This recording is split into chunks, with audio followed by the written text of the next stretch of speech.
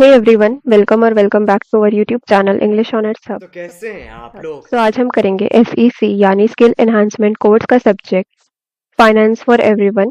इसका यूनिट 1 का चैप्टर 1 का पार्ट 2। पार्ट 1 ऑलरेडी अपलोडेड है चैनल पे, लिंक डिस्क्रिप्शन में मिल जाएगा, आप जाके देख सकते हैं।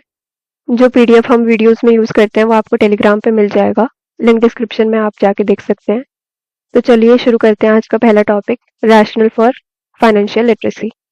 इसमें फर्स्ट है financial condition affected by daily actions. हर दिन लोग कुछ ना कुछ चॉइसेस करते रहते हैं जो कि उनके फाइनेंसेस पे इन्फ्लुएंस डालती है। मतलब कि लोग हर दिन कुछ ना कुछ खरीदते रहते हैं, समटाइम्स कुछ ऐसा भी खरीद लेते हैं जो उनके उस महीने के फाइनेंस को पूरा बिगाड़ के रख देता है। जैसे मान लो कि हमने 80,000 के शूज ले लिए जिसकी हमें नीड भी नहीं थी, तो हमारे उस महीने का खर्चा पूरा बिगड़ जाएगा। ओ भाई भाई भाई 80,000 के शूज है भाई। तेरा घर इसमें चला जाएगा। नेक्स्ट है cultural hurdles and limited English proficiency. इसका मतलब है कि जैसे इंडिया में ज़्यादातर लोग हिंदी बोलते हैं और उनको इतनी इंग्लिश की नॉलेज नहीं होती, बट बैंक से रिलेटेड जितनी भी टर्म्स होते हैं वो ज़्यादातर इंग्लिश में ही होती है।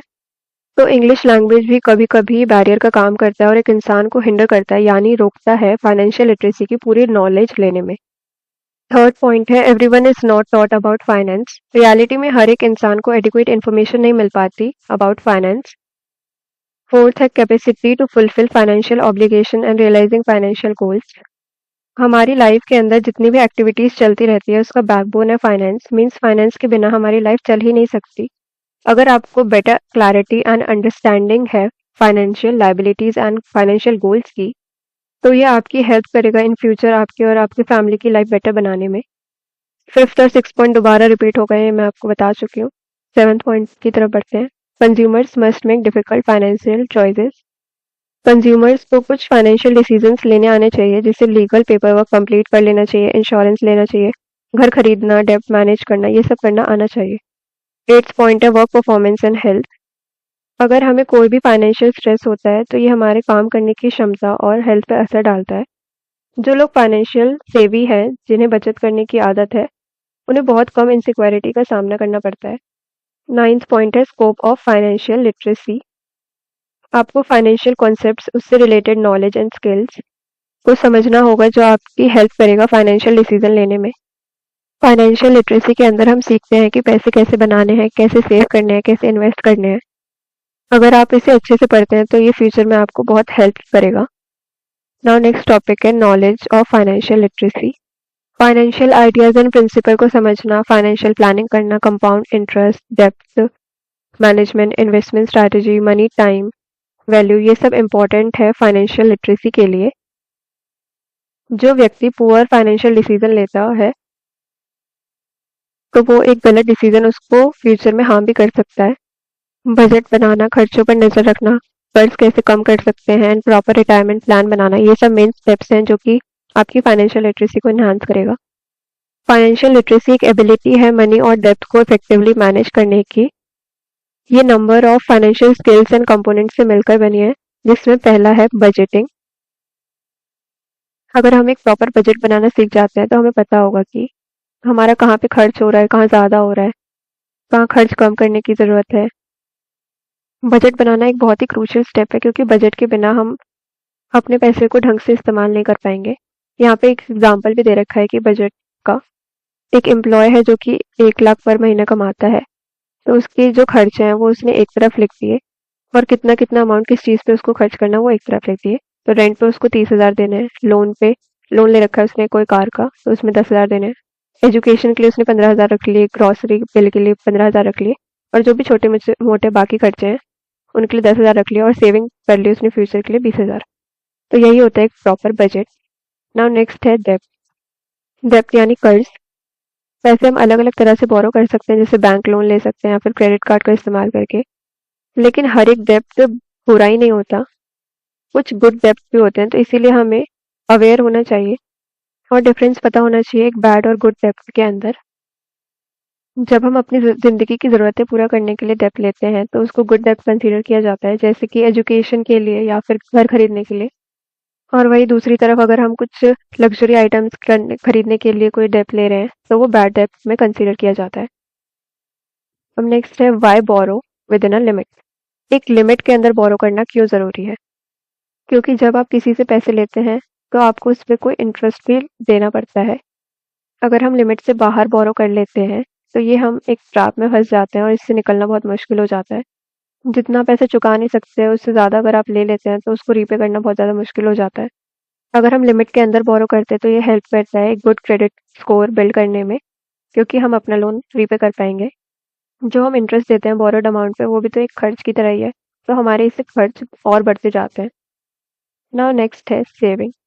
अगर हमें अपनी लाइफ में फाइनेंशियल वेलबींग रहना है और अपनी फ्यूचर सिक्योरिटी मेंटेन रखनी है तो हमें सेविंग करना बहुत ज़रूरी है। जब एक बंदा अपने खर्चों पे नज़र रखता है तभी वो मनी सेव कर पाता है उन पैसों में से। अच्छी और सेव करने की आदत से हमें हेल्प कर सकती है इन फ्यूचर और हमें इमरजेंसी सिचुएशन में काम दे सकती है। वाई सेव सेव करना क्यों ज़रूरी है? Saving is very important. ये आपकी हेल्प करेगा आपके गोल्स को अचीव करने में और आपके फ्यूचर को सिक्योर करने में। नाउ नेक्स्ट है इन्वेस्टिंग। मनी को बैंक में ऐसे ही पड़े रहने देने से अच्छा हम उस पैसे को कहीं इन्वेस्ट करें ताकि हमें उससे और ज़्यादा प्रॉफिट हो। इन्वेस्ट करने से हमारी वेल्थ इंक्रीज होती है। कुछ पॉपुलर इन्वेस्टमेंट इंस्ट्रूमेंट्स है जैसे debts, stocks, home mutual funds में इन्वेस्ट कर सकते हैं हम, गोल्ड में इन्वेस्ट कर सकते हैं। नाउ नेक्स्ट है एक्टिविटी। एक्टिविटी में ये है कि प्रिया एक कॉलेज गोइंग स्टूडेंट है और वो एक मिडिल क्लास फैमिली से बिलोंग करती है। ट्यूशन क्लासेस पढ़ा के वो कुछ पैसे इकट्ठा करती है हर महीने और वो चाहती है कि वो इस पैसे को अपने हायर एजुकेशन के लिए यूज़ करे। सेविंग करने के लिए उसके पास मल्टीपल ऑप्शंस है बैंक के अंदर। वो सेविंग अकाउंट भी खोल सकती है, रेकरिंग डिपॉजिट अकाउंट भी खोल सकती है, फिक्स्ड डिपॉजिट अकाउंट भी खोल सकती है। तो अगर आप प्रिया होते तो आप कौन सा अकाउंट खोलते एंड क्यों? इसका आंसर आप मुझे कमेंट में बताइए। मैं आपको हिंट दे देती हूँ इसमें। फिक्स्ड डिपॉजिट अकाउंट वो होता है जहाँ पे हमें एक ही बारी में सारा पैसा जमा करवाना होता है और 1 साल बाद या फिर एक पर्टिकुलर टाइम पीरियड के बाद हमें वो पैसे इंटरेस्ट के साथ मिल जाते हैं। रेकरिंग डिपॉजिट अकाउंट के अंदर हम हर महीने थोड़ा-थोड़ा एक fixed amount of money deposit करवाते हैं और इसका पैसा भी हमें 1 साल बाद मिल जाता है इंटरेस्ट के साथ, बट इसका इंटरेस्ट जो होता है वो फिक्स्ड डिपॉजिट से थोड़ा कम होता है। सेविंग अकाउंट के अंदर हम अपने पैसे सेव कर सकते हैं हर महीने। नाउ नेक्स्ट टॉपिक है prerequisites of financial literacy, level of education and numerical and communication ability. Level of education, money management एक पर्सनल टैलेंट है जो कि एक बंदे के अंदर पूरे लाइफ के दौरान डेवलप होते रहता है और एक ऐसी चीज़ है जो कि हर किसी को नहीं आ पाती। हर किसी को मैनेज करना मनी नहीं आ पाता। डिपॉजिटेड फंड्स, एक बैंक अकाउंट खोलना ही पहला स्टेप है फाइनेंशियल नॉलेज को गेन करने के लिए। बजटिंग, बजट की नॉलेज होना बहुत ही इनिशियल कंपोनेंट है एक गुड पर्सनल फाइनेंशियल स्ट्रैटेजी के लिए। हमें एग्जामिन करते रहना चाहिए कि हम कहाँ पे खर्च कर रहे हैं और अगर कोई ज़रूरत है बजटिंग में चेंजेस करने की तो वो भी हमें करना चाहिए। इन्वेस्टिंग, लोगों को इन्वेस्ट करने से पहले कुछ चीज़ों के बारे में पता होना चाहिए जैसे interest rate, price ranges, diversification, risk reduction strategies and indices. Borrowing, ज़्यादातर लोगों को अपनी लाइफ के एक ना एक पॉइंट पे तो पैसे लेने ही पड़ते हैं उधार पे।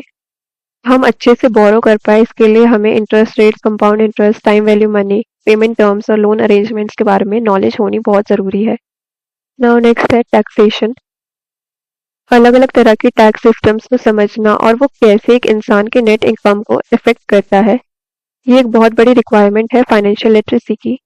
फाइनेंशियल मैनेजमेंट फॉर इंडिविजुअल्स, अपनी इन्वेस्टमेंट्स और सेविंग्स को बढ़ाना और कैसे हम बोरिंग और डेब्ट को घटा सकते हैं अगर हम नीचे दी गई हुई चीज़ों को फॉलो करें। तो पहला है हमें ये आना चाहिए कि अपने मंथली बजट पे कैसे स्टिक रहना है और जितने भी खर्चे हैं हमारे एक्सटर्नल वो सब कैसे हम कट कर सकते हैं और कैसे हमें डेब्ट के साथ डील करना है।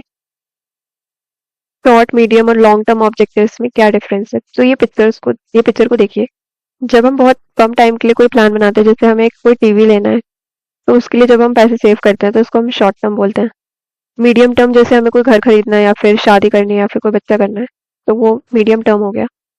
लॉन्ग टर्म हो गया कि बच्चों की एजुकेशन पे जो पे करना होता है, उनकी शादी के लिए जो बचाना है और रिटायरमेंट के लिए, ये लॉन्ग टर्म हो गए हमारे।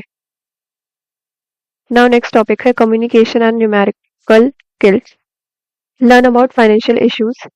अगर कोई बंदा चाहता है फाइनेंशियल लिटरेसी के बारे में जानने का तो उसे रीड करना चाहिए इन्वेस्टिंग, मनी मैनेजमेंट, फाइनेंसेस के बारे में। नेक्स्ट है employ tools for financial management. हम एक बजट प्रिपेयर कर सकते हैं अपने फाइनेंशियल प्रोग्रेस का ट्रैक रखने के लिए। आस्क फॉर गाइडेंस, अगर कोई भी हमें क्वेरी आती है कि हमें कैसे मैनेज करना है अपने क्रेडिट कार्ड्स को या फिर अदर डेब्ट को, तो हम एक फाइनेंशियल एक्सपर्ट से भी मिल सकते हैं या फिर उनकी सलाह ले सकते हैं। एम्प्लॉय अवेलेबल नेटवर्क्स, जैसे अगर हमारा कोई फ्रेंड है या रिलेटिव है जिसको फाइनेंशियल नॉलेज बहुत अच्छी है, तो हम उससे भी पूछ सकते हैं अगर हमें कुछ ना समझ आए तो। बजट नॉलेज, फाइनेंशियल नॉलेज का सबसे क्रूशियल पार्ट होता है बजटिंग। हम रिड्यूस कर सकते हैं डेब्ट को, मनी सेव कर सकते हैं, फ्यूचर के लिए प्लान्स बना सकते हैं अगर हमें आ जाए कि बजट पे कैसे स्टिक रहना है।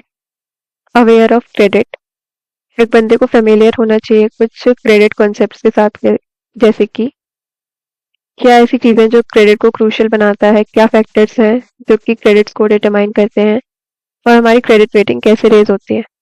Manage checking and saving account, financial literacy को डेवलप करने का दूसरा क्रूशियल स्टेप है एक बैंक को ओपन करना, बैंक या सेविंग अकाउंट को ओपन करना। इन अकाउंट की मदद से हम आसानी से अपने एक्सपेंसेस को पे कर सकेंगे और हमारी मनी भी सेव रहेगी। लर्न डेब्ट एंड लोन्स, दूसरा क्रूशियल कंपोनेंट है फाइनेंशियल लिटरेसी का कि लोन्स और डेब्ट को समझना, कितने तरह के डेब्ट होते हैं, क्या सोल्यूशन है हर एक का, और अगर हमने बहुत सारे डेब्ट ले रखे हैं तो हमें सबसे पहले उसको चुकाना चाहिए जो कि सबसे ज़्यादा अमाउंट का हो। इन्वेस्ट फॉर द फ्यूचर, हमें रिटायरमेंट का प्लान बना लेना चाहिए इससे पहले कि बहुत देर हो जाए। हमें हर महीने के अपने इनकम का 15% सेव करते रहना चाहिए हमारे रिटायरमेंट के लिए। Recognise the threat of identity theft, जब कोई इंसान फ्रॉड करता है किसी और के पर्सनल इंफॉर्मेशन का यूज करके बिना उसके कंसर्न के, तो उसको आइडेंटिटी थेफ्ट बोलते हैं। डिटेल्स जैसे कि उसका नाम, credit card information, social security number, ये सब का यूज किया जा सकता है। तो आइडेंटिटी थेफ्ट से बचने के लिए हमें आना चाहिए कि हमें अपनी पर्सनल इंफॉर्मेशन को कैसे प्रोटेक्ट करना है और किसे हमें अपनी पर्सनल इंफॉर्मेशन देनी है, किसे नहीं देनी है। आज की वीडियो के लिए इतना ही। आगे के टॉपिक हम नेक्स्ट वीडियो में कवर करेंगे जो कि इसका पार्ट 3 होगा।